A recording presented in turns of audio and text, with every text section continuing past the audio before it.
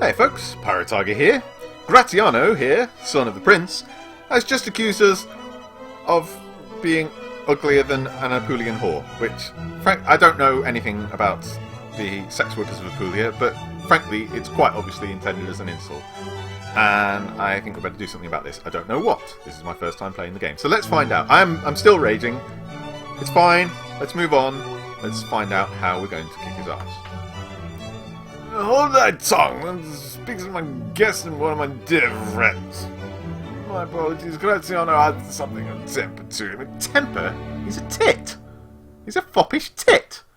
He is quite the wit. Well, close. I mean, half. The fop and the dandy. Yes, yeah, we got that. But here's my other son. Oh, you have two sons. Let me guess. This one got the brains but not the looks. The man who approaches is sullen and withdrawn, more suited to a monastery than a court. He fidgets nervously. Oh dear. Yes, Father. I must say I was very disappointed at this sudden summons.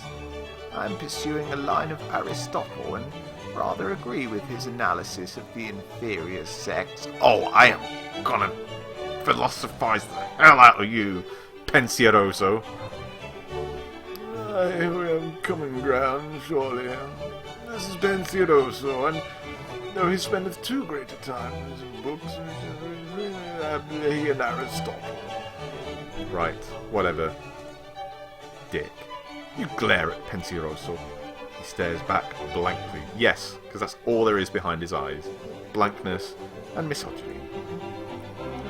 Here's our eldest son, Sagako. You said the other son. You have three. Fine. Sagako? Sagaso? Sagacho? I don't know. Sausage Co. Sausage Co is somewhat detached, but by no means shy. He has the harshness and confidence of a master schemer and craftsman, even though you've heard he's fated as a future politician. Oh, sorry, even you have heard he's fated as a future politician. Yes, so we have Machiavelli incarnate here. Ah, dear heart, have my brothers been an ague to thee? I offer my most humble apologies. The mould that gave them form was broken with my inception. Oh, you're an arrogant tit, are you? Fine, Sausage Co., carry on. They are but the run-offs, while I bear the true impression. You are certainly leaving an impression, my son. Jog on. He takes your hand and kisses it without smiling. I bet he's got some wet lips as well. You feel a distinct urge to recoil, to vomit in his face, like right in his mouth, but you stifle it.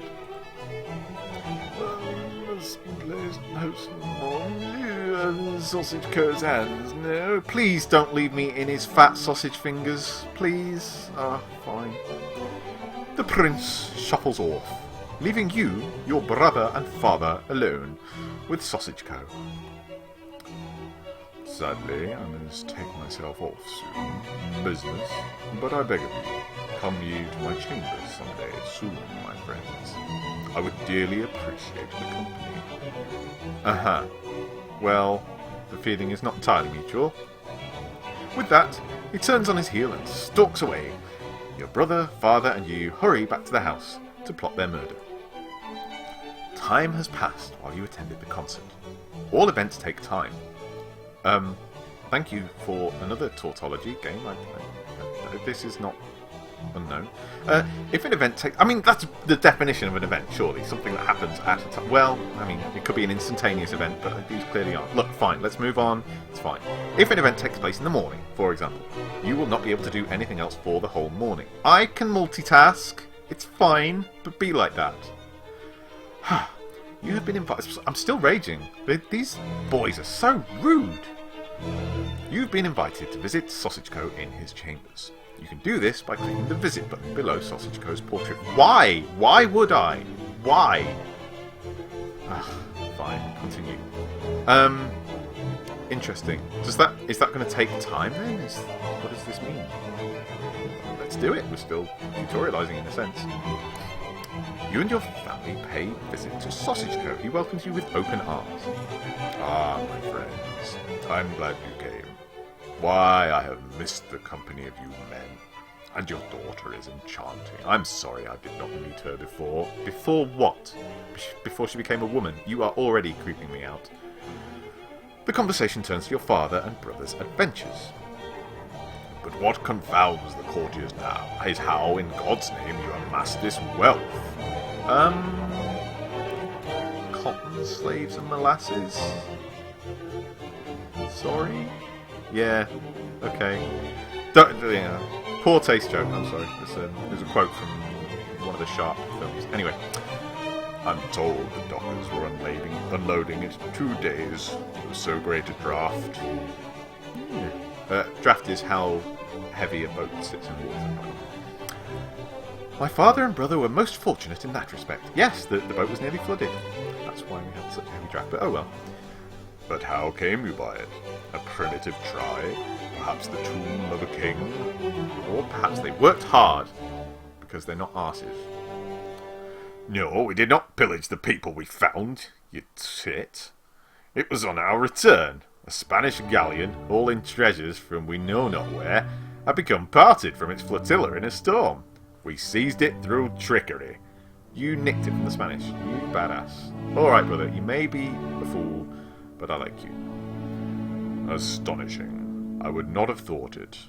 My head so full of fabled treasures and antique sepulchres. I suppose thy fortunes are most buoyant at present, then. By which you mean they're still on the boat? Thy family possessed great lands and titles before your departure. Now thou hast unfathomed wealth as well. Yes, well, you can go on unfathoming it. You're not going to find out anymore. Indeed, the Lord hath truly blessed our family. Yes. Is there anything for which thou wantest? A bit of privacy? Maybe less creepiness would be nice? Just a thought? Okay. A seat at the Lord's table only, for my cup runneth over. Yes, you should have gone before you came. You all laugh, but you watch Sausage Co. closely. He's staring at your father, avariciously, lustfully, wistfully, wantonly. I don't know how he's staring at him, I'm sorry. I'm just editorialising, really. Verily, though, nothing. What are you talking about? Well, my lone anxiety is that the line should die out, or rather revert, for I have some distant cousins in Saxony. Were we three to be taken unto the Lord before our time, all we own would be transferred to them. 'Twould be a pity to take the title out of the nation. I agree with you, Father, who looks suspiciously like an actor who I can't name. Sausage Co. sits back and thinks, smiling. The scheming begins. He is going to propose the heck out of me, I just know it. And, oh no, our brother's going to be murdered, isn't he? Oh, I can see where this is going. Quite so, quite so. But I'm sure you will all three live long and happy lives with the blessing of the Lord, and with no interference from outside parties, knives, that sort of thing. There is a new event. Is it my entire family being murdered? Just saying. Train your skills for this event and attend it. Very well. Very well. I shall attend this reading. Unless it's in Reading. But no, I think so. Okay, you're cordially invited to attend the following event in Reading, day 8, afternoon. So it goes. Let us check the stats of the event. Reading. Verses and Classics 2 to 6. Good grief, that's quite a challenge. The Prince is reading his classical verses aloud to the entire Reading Festival and insists you offer something too. So, it would be great if our skills were up there. Verses and Classics 2 to 6. Okay, we have none of those. None at all. So this is afternoon of day 8, which means we have the morning of day 8 and... okay, so we've basically got 3 days, which is 9...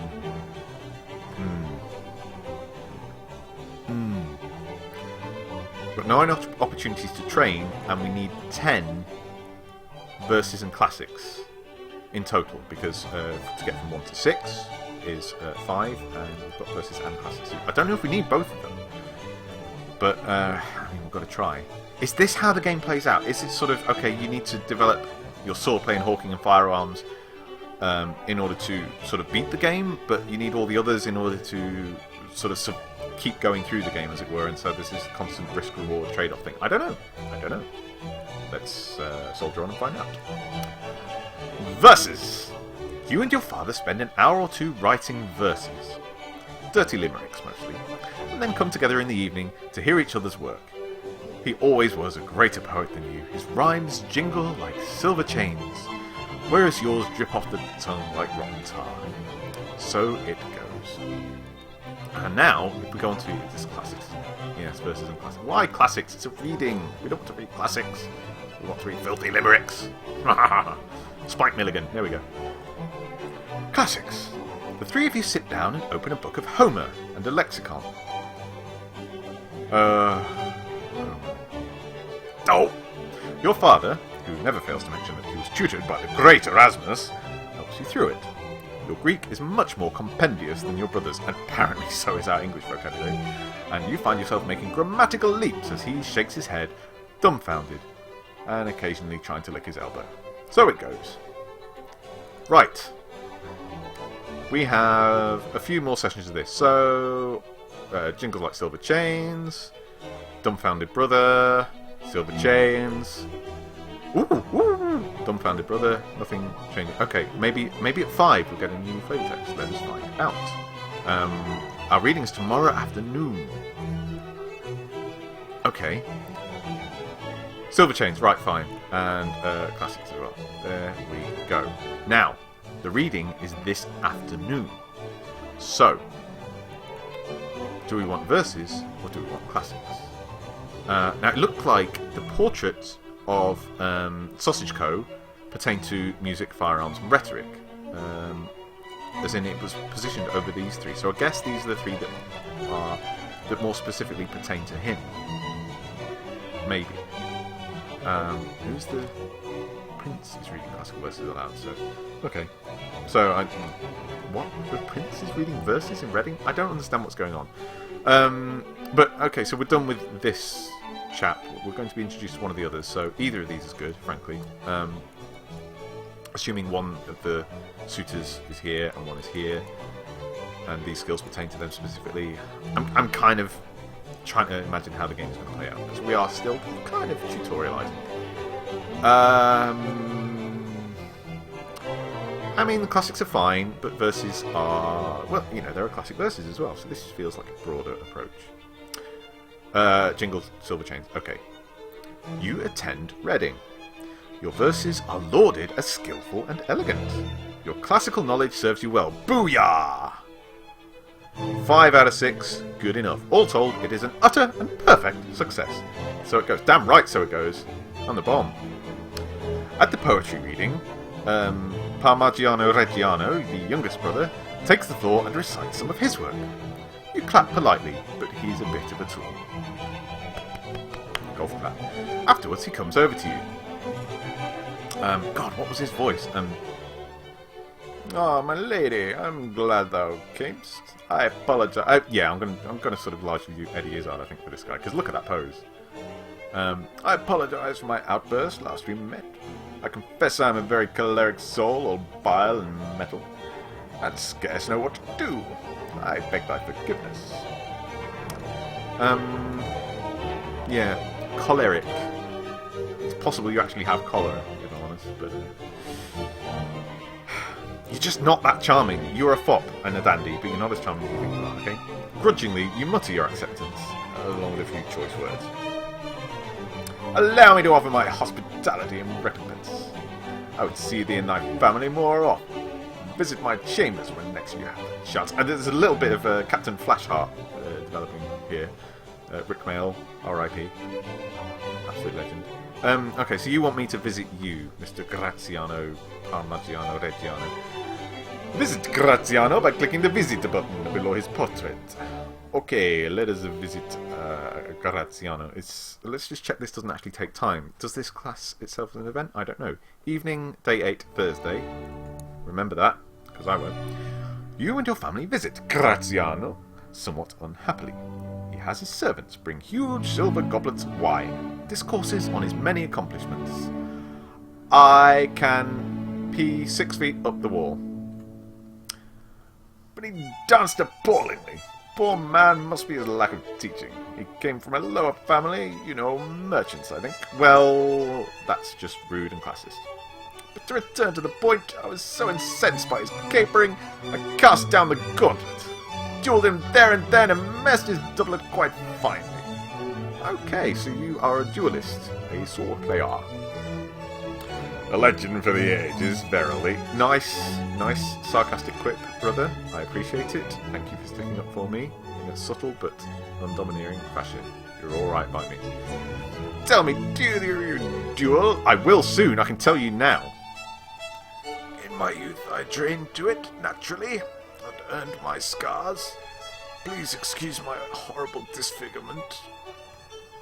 I too, though my exploits cannot match yours, or at least your tales of them, you prancing fop. I too wish to duel. We have a sword master. I hope to begin lessons soon. We have already begun lessons, young lady, although that was with your brother, I think. I don't know. Graziano's laughter echoes around the chamber. You are incensed. You are fopping raging. Soon you make your excuses and depart with your family. As you leave, you meet Sausage Co. coming the other way. Milady, I did not think to find thee here. I have some business. Good day.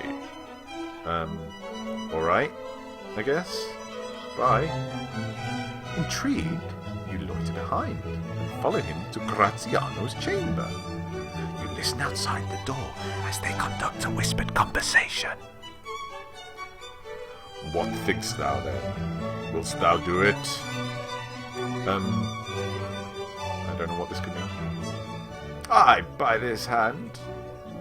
Suddenly they stop. Someone comes to the door, pauses, then closes it. You hear nothing more. How intriguing. What were they discussing? I have no idea, do you? Have you played this game? Maybe you would like to. The link is in the description below if you would like to get ahead of me. But if you would like to join me next time to discover what the hell they're talking about, then please do. Follow me, hit the subscribe button, like it, whatever. Just find a way to know when I'm going to be uploading another video. And I will see you next time.